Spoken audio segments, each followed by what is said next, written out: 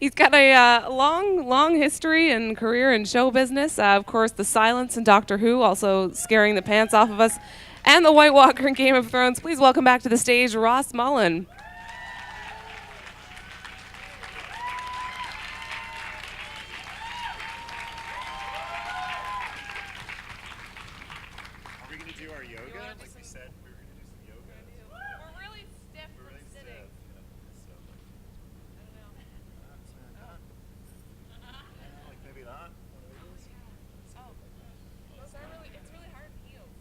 Stay like that for 10 minutes now. Okay. Awesome. Hey guys. Hello. Thank you for coming. Halifax is lovely. It's really lovely. You people are so nice. What do they put in your water? What do they put in your food? You can find out. Oh no.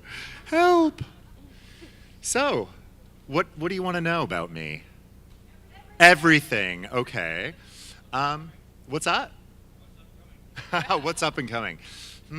Yeah, I've got lots up and coming. Gosh, you all look like you're wearing the con well.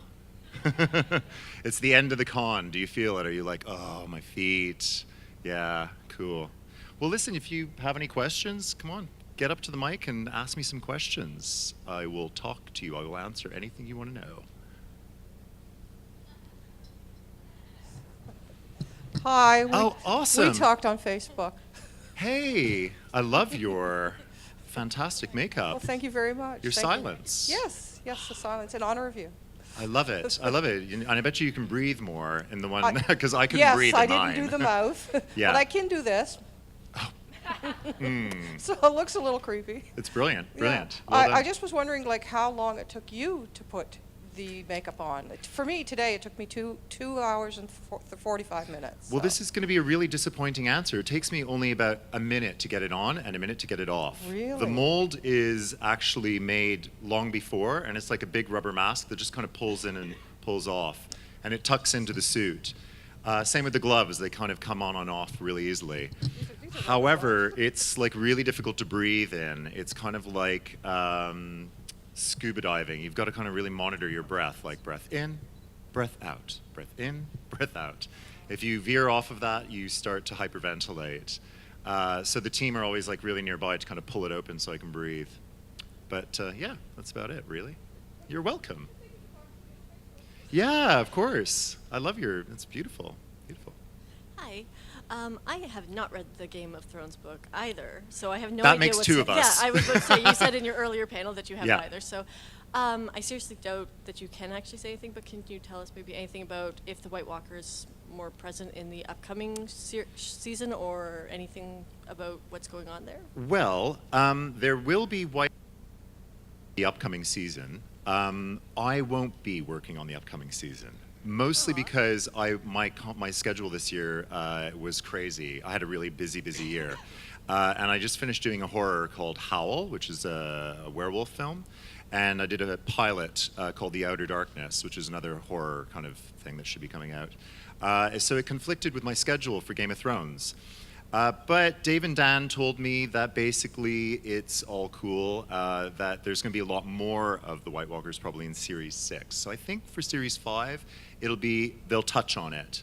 But I think it's such a big part, once they start tackling it with a big war or something, they're going to have to really focus on it. So they're holding it off for maybe another season, I think. That's Awesome. That's all I know. Well, That's I all look they forward tell to me. seeing more of you. Thank you very much. Hi. Hey, hello. I just have a weird question. Oh, I love weird questions. Are you weird as well? Because I love weird questions from weird people. What's your most embarrassing moment ever? My most embarrassing moment ever? Wow. Gosh, that's really, how do I answer that? Not honestly. I can't tell you. But I will tell you an embarrassing moment that I had on Game of Thrones. Fair enough. I could tell you a really embarrassing moment I had on Clash of the Titans. Because on Clash of the Titans, I had a 40-pound prosthetic. And they didn't put a fly in it, you see. So I was like, I gotta really go to the toilet, like really badly. And I had these big, goofy hand gloves on that they were all glued onto me too. So Connor O'Sullivan, who made the build, he said, well, that's my fault, so I'm gonna have to go in and help out. So we got to know each other very intimately that day. So that was quite embarrassing.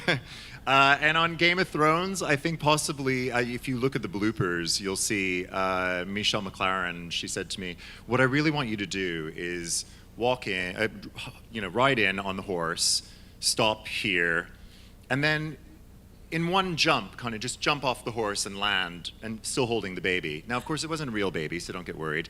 It was a rubber baby. And I was like, okay. So I talked to my handler, and he said, okay, that's really actually quite difficult to do. You got to kind of lean forward, and then with all your muscle that you have in your right arm, push your whole body weight up while you kick your leg back, and then you'll land. And he said, you kind of have been doing it all day, but to do it, on cue. And I said, I'm going to give it a go. So I went in, I had it, you have something really prepared in your head that you're going to do. So I was like, okay, I'm going to do this. So she's like, action. Go in. Lean forward, and I just go, up. And that's on the bloopers, I think. And Michelle came running over, and she was like, are you okay? Are you all right? And I was like, yeah, I'm fine. Yeah, I'm fine. She goes, great, because that was so fucking hilarious. She's like, we're going to put that on the bloopers for sure. We're keeping that. That was so funny. I'm so glad you didn't break anything, but that was funny. Look forward to looking and then at I that. did it, but it didn't make the cut, really, which sucks. Yeah, that's showbiz. Those are my embarrassing moments for you. Okay, great. I look forward to looking for it. Cool. Thank you. Hello. Hello, how are you? Good, and yourself? I'm very well today, thank Good. you. You already mentioned Howl, and I'm a big werewolf film fan, and there's very little information out there actually about the film. Is I there know. anything that you can share with us about it? It has, it's about a train that's heading to London. It's the last train to London, and it breaks down, and all panic ensues, and a werewolf, of course, comes on board, and it terrorizes them. But it turns to dawn, and 3 female wolves then arrive, which is one of the ones that I play, and they are crazy ass and really terrifying, very ghastly. It should be out sometime next year, like May, maybe Halloween-y as well. You never know with distribution. But it has somebody from Downton Abbey in it as well. I have a big fight with him. I forget what his name is. God, you work with these people and you did forget them. But yeah, I had a big fight with him, and I sort of attack him at one point. But you can see it on IMDb. If you look up Howl, or you find it off my page, you'll see. Yeah, it's going to be cool. I think it'll be a really good movie. Okay, thank you. You're welcome. Hi, I'm a big Who fan. Woohoo! Just wondering, do you know if if this silence will be coming back anytime soon? And if so, are you going to be doing it again? And if so, will you remember it after you've seen it? No. Hence the marks. I've been with her all day. I have no idea. Doctor Who, like Game of Thrones, pretty much tell us nothing, because we then come to these conventions and would tell you everything. So they tell me nothing. I think it would be a shame if they don't come back, because they weren't entirely resolved with Matt Smith as the Doctor. No, they weren't. I think in some ways they really only started to make a little bit more sense, or almost opened another door for them. They were kind of religious almost figures in that one. I do know that the teller is designed to come back. The costume definitely was the idea. So you never know with these things. I will happily do it if it comes back. But That would be awesome. I wish I could give you more information than that. That's but okay. Yeah. Too many spoilers, sweetie. Too many spoilers. Yeah. Hi. Hello. If you could kill any character from Game of Thrones, who would it be and why? Good question. Try to answer this really honestly.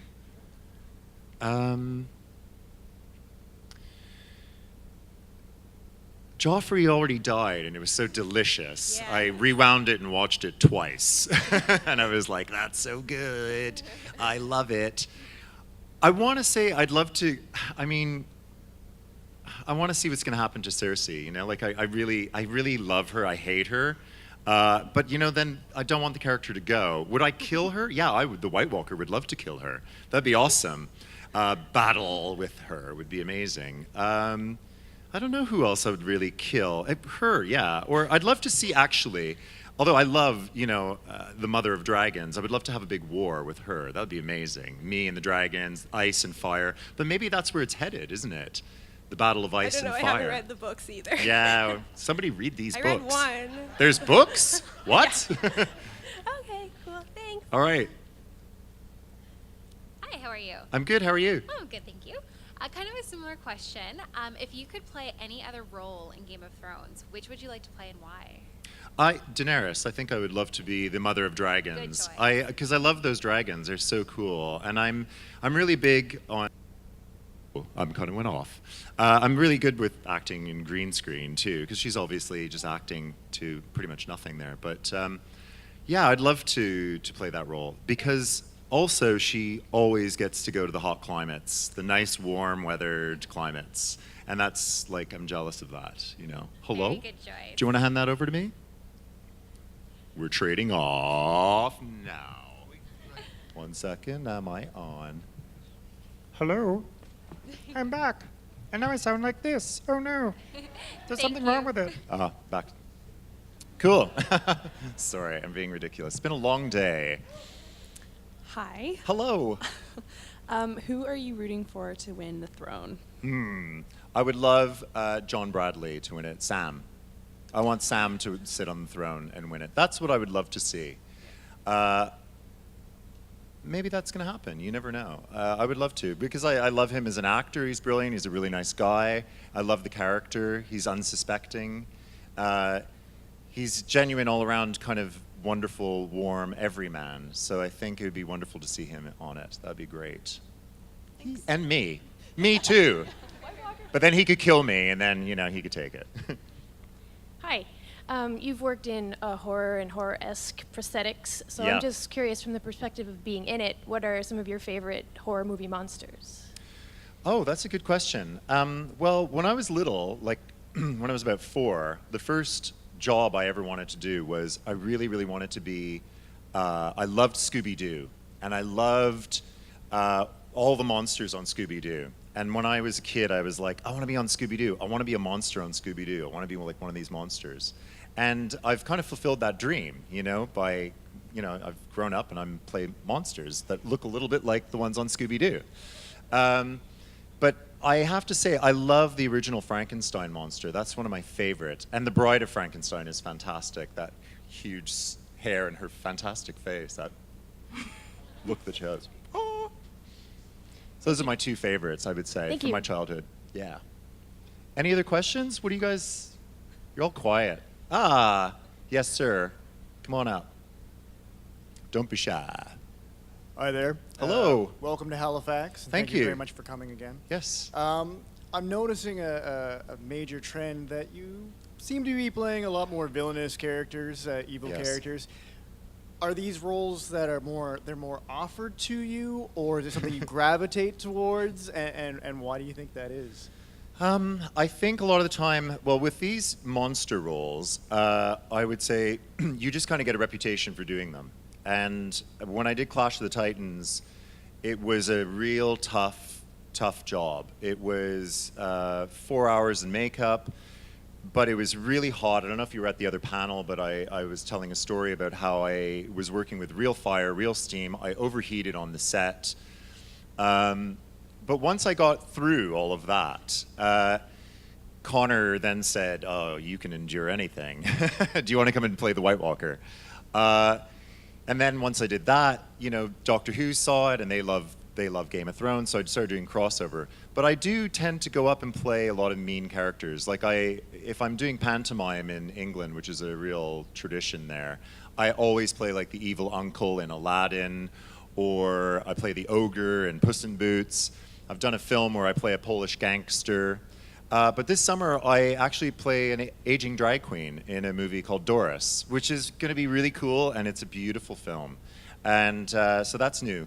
But then also, like I played Nev the Bear, and he was like a little tiny puppet, and he was adorable. He was like a 3-year-old, very cheeky, not bad at all. Well, he was bear behaving badly, so I guess I was bad a bit. But, but just a little bit bad. I don't know. It's weird because for years I did comedy, I worked for Odyssey Theatre in Ottawa and did loads and loads of comedy. I thought that was the direction I was headed in. But when, sometimes casting director looks at you and they're just like, you're ugly and you look evil, get in here. And I'm like, okay, sure, I'll take it. When you're an actor, you just go where the work is. And playing baddies is the fun bit, isn't it?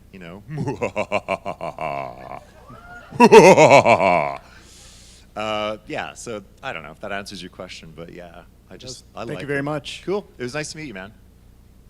So hilariously, you just more or less answered my question. Because what I was going to ask is, guy in heavy prosthetics seems like such an oddly specific way to get almost typecast, and I was just curious how that had happened. I know, it is weird.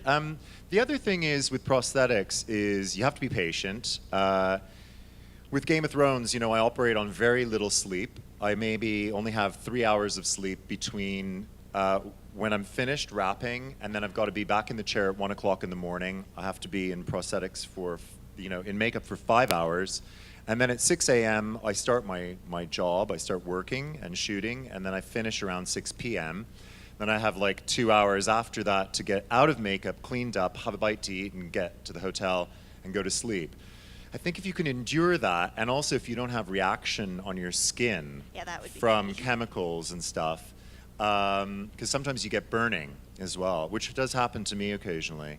But I don't react badly to things like silicone and latex, and all of that makes it much easier for the team, because you are like a team of people putting together these creatures. It's me and like 5 or 6 other people all in a room. They're working on my feet, my hands, my nails, my teeth, my eyes, everything.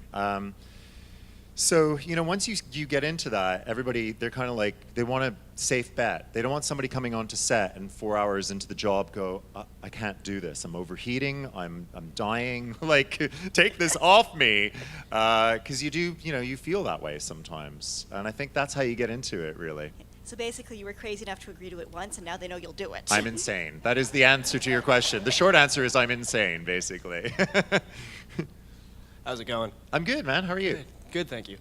So in the general pantheos of the Game of Thrones universe, what religion would you identify yourself as if you were another character? Say if you were like old gods, drowned gods, If you need help, I have read the books. Okay, good.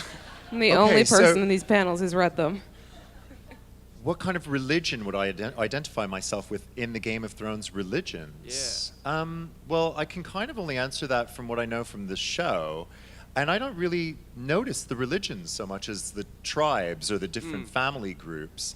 The one I love to follow the most, I think, is the Daenerys story. I just love it. I always kind of wonder where it's going. And I feel also that story, that tribe, is the one that's kind of morphed and changed the most. When that story started in the very beginning, I thought, oh wow, really harsh, and he's really abusive and she's really a victim, and that is so completely changing and morphing, and I love seeing where that goes. Does that kind of answer your question? Yeah, absolutely. Does it? Yeah. Okay, cool. I get where you're going with it. Yeah, I mean, I love that tribe. I love that world. I love how she, in the last season, she made all these laws, and she thought she was being really, really good by making all these laws. And this happens, I think, politicians have sometimes really good intentions, but then they realize, oh, that law doesn't fit for everybody, really. It doesn't suit everyone. I loved how she's kind of put in that position of that, have I made the right decision? Do I go back on my word now, or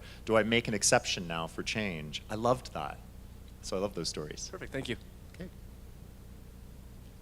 Hello. Hello. This is going back to when you were talking about how the evil characters that you portrayed. Yeah. I know this question was already asked, but if you had an option to be act as any hero or major villain, superhero-wise, a super villain, which character would you like to choose to be? Oh, wow. Like, I was obsessed with Wonder Woman when I was growing up. What are my chances of getting cast as Wonder Woman? What do you think? Nowadays, I think you have to battle Christian for it because he wants to be Wonder Woman too. I know. Me and him have to do a show together. The Drag Queens of Westeros. The Real Housewives of Westeros. I would love to be. I actually auditioned and almost got to play Abe the Fishman in Hellboy. I auditioned loads for it. I met Guillermo del Toro several times to play this role. But Doug Jones, who is half my build, at the time I was a lot skinnier, you know. But he was, you know, ultimately he wanted somebody who was very, very, very thin. And Doug is just naturally really, really skinny. So he got the job. I was gutted. I have to say that day I went home and I very rarely, you know, when you don't get a job in this industry, it's always good to just kind of go, okay, that's it, it's dead, put it aside, I didn't get it. But that one I went home and I was like, man, I'm gutted. It took me a week to get over it. So I guess, and funnily enough, when they were doing Hellboy 2, Guillermo asked my agent if I was available to come in and double for Doug because he was doing so many long hours in the makeup and they needed someone to do a stand-in for him. But there's no way, I was like, I'm not the same size as Doug at all and there's no way I could lose that weight. I love eating too much. But yeah, I think superheroes, I'd love to play Wonder Woman. Bang, bang, bang, bang. Yeah, Amazon goddess. Why not? Thank you. Woo! It's another Doctor Who question. Love it. And I noticed you guys probably used a cloth face for the mask of the Silence. No, not cloth. didn't? It's kind of rubbery Okay. silicone and latex made. It feels very fleshy, actually. It's very kind of top heavy, as you can imagine, and I see through the bits here in the face, like the chin part here. That's where I look through and breathe through also. The holes are very, very, very tiny, which is why it's difficult to breathe, and you have to really get that rhythm kind of going. And I actually did, on my first night, because the first day I worked as a Silence, I was doing a night shoot out in Wales, and they kept me around for ages and ages, as they do with filming. They're like, we're going to be ready in 5 minutes, we're ready in 5 minutes. I got out there and it was like all kind of rush, and I got it on and I actually started to hyperventilate, and Jessie, my handler, she was like right in there pulling it out for me. And so no, it's not cloth, or I would have been able to breathe properly through it. And you know that scene where Matt and the three Silents are all walking and there's a whole massive explosion behind us? We did that. That's an actual explosion that blew up behind us. And we couldn't see anything, you know, at all. And it was quite terrifying. And we did that at like 5 a.m, you know. It was crazy. You know, and you could feel it right through your body. It was a massive explosion, kaboom. And the director was just like, okay, there's going to be a huge explosion behind you. It's going to be, you know, a big ball of fire. But I don't want you to move or react to it. I just want you to walk. You know, it's like the hardest thing was just don't react. So of course the first take we were all like this. Oh shit! Oh god! Oh, Matt too. He was like, holy shit! That was like, you know. But we did it again, and we got the take in the second one. Thank God. But yeah, I kind of read that it was based off of, I don't know which famous classic painter, but The Scream. Yes, I think it is based on The Scream. You're right. How the oblong face looks. Yes, and also I kind of think there's a little bit of the original Roswell alien that was found, I think, kind of in that. You can kind of tell that. Yeah. Okay, thanks very much. You're welcome. Hi. Hello. Before you said do you enjoy being a puppeteer? You do know, and you don't? I do and I don't. I trained as a puppeteer with Henson for quite a few months, and then I kind of went, you know, I told them I'm an actor, I want to do acting stuff, and they weren't really cool with that. So I ended up doing shows all through the 90s. I toured all over Europe, the Middle East, and Asia, doing like musicals and comedies and stuff. And then I got this puppeteering job in 2006, playing Nev the Bear. And I was heavily in debt, and I needed a really good job. And this job got me out of debt really quickly. But I fell in love with Nev, like instantly. He's an adorable little bear. It was an opportunity for me to play somebody really young and really cheeky. and it was just so much fun, you know. And he's the center of attention, and he originally was with presenters, so we were always doing live TV, and that was a lot of fun. Yeah, I loved puppeteering, and as a matter of fact, I'm actually producing at the moment with somebody who is on Bear Behaving Badly for a new series, and we've developed the puppets ourselves, and we were just back on our backs, literally, like this, puppeteering again this summer, and hopefully we'll have some success with it. I think we're going to release it on a YouTube channel originally, but I do love puppeteering in the right circumstances. Yeah. Well, have you heard of Mermaid Theater here in Nova Scotia? Yeah, I have heard of it. Would you ever consider working with Jim Morrow, who has worked with Jim Henson, and doing puppeteering with him? Well, I could really talk to him about it, sure. Yeah, tell him to give me a shout on tweet me or, yeah. Sure. He's like, I Cool. know him. Awesome. I know his daughter, actually, so. Cool. Yeah. Well, let him know. Sure. I you know, I would love to come back and work in Canada again at some point. I would love it. You know, the opportunities occasionally arise too for me with film and television. Sometimes, you know, I audition for things that are being shot in Vancouver, and my agent knows I've got my Canadian passport, obviously, still, so I have dual nationality. I can still work here. So yeah, I'd never say no. I'm an actor. I'd never say no. But yeah. Thank you. You're welcome. Hi again. Hey. I was actually, something I was wondering, because you and Doug Jones, there's a lot of things that are comparable, that you're both tall, thin, and Yep. seem to be very comfortable in prosthetics and being Yeah. monsters. So I'm going to fan out a little. And what was, I know I don't want to bring up any bad memories about not getting Abe Sapien, but what was it like even being in that process, in that world with Guillermo del Toro, because he's so Awesome. visual? Yeah, really, really awesome. I will never forget, you know, the times that I spent in the audition process with him. I remember him literally, you know, directing me in a scene where, you know, Abe was walking down a hallway to a safe and had to crack a safe. I don't know if it's in the movie. I can't really remember. And he was brilliant. You know, he's a big guy, Guillermo, but he got right out of his chair. He was like, I want it like this. You know, he gave me all his movement. I was like, this is crazy. You're like, Guillermo del Toro is like telling me what to do. And he was, you know, got down on the floor with me, really kind of showed me all how he wanted it. I had auditioned with him before for Blade 2. I think that's the one that he directed. Yeah. He saw me for one of the gang members. I was a lot younger. It was like in the 90s. But I didn't get that. So he had remembered me from that and said, you know, do you want to come down for this? And I would love an opportunity to work with him again. It would be brilliant. And I love The Strain. I watched that. I was like, oh, great. And I love the big Strigoi monster character. Who's the actor who does that? Is it Robert Maillet. Was he here last year? Mm-hmm. Yeah. Oh. Ah, cool. Well, there you go. It's a Canadian thing. All the monsters are born in Canada. So when my mother said to me when I was a kid, "You're a monster," I was like, "Yeah, I am actually, and I will be famous for it one day." Well, thank you very much. You're welcome. We have about 5 minutes left if anybody else wants to ask a question.